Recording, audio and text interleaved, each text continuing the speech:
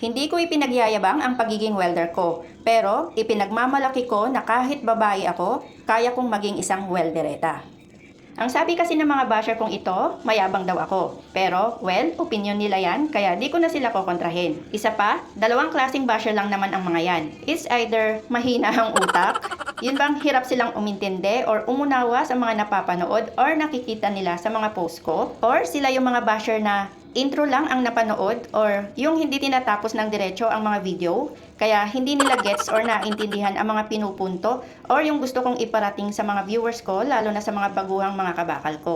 Ang sa akin lang naman dito is hindi para magyabang, kundi makapagbigay or makapag-share ng konting kaalaman at karunungan ko bilang isang welder at makapagbigay din ng konting inspirasyon para sa mga baguhan at mga aspiring welders din, lalo na sa mga tulad naming mga babae na gusto ding maging weldereta. Isa pa, ito din ang isang paraan ko para maipakita na kahit babae ako, kaya kong gawin at gampanan ang trabaho ng isang welder na dapat ay trabahong panlalaki sana. At ipinagmamalaki ko ito sa lahat na isa akong weldereta.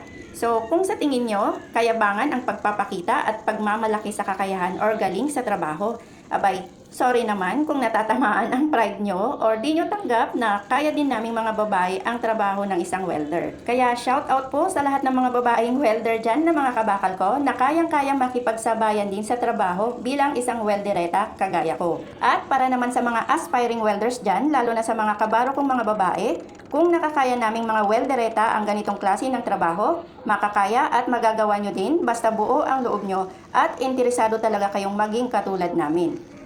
So, bago ko ulit tapusin ang video na to, shout out po sa lahat ng batchmate ko sa training under EEI Corporation Batch 2007. Wish ko lang na sana magkaroon tayo ng reunion kahit pa ang ilan na sa atin ay wala na sa larangan ng welding. At shout out din sa nag-iisang Ate Joy Josephine Austria ko na isa sa mga iniidolo kong weldereta na mahusay at magaling ding maghinang at magaling ding sumayaw. Sana soon makasama ulit kita sa trabaho, te. At panghuli, shoutout din sa nag-iisang star sender ko this week na si Ma'am Janela Irons. Ganon din kay Mr. Josh Garciano Incabo na dati kong naging pipe fitter. At ganon din kina Joe Mark de la Cruz, Foreman Ian, at Mr. Noy Dinglasan. Salamat po sa panonood. See you next time. Bye!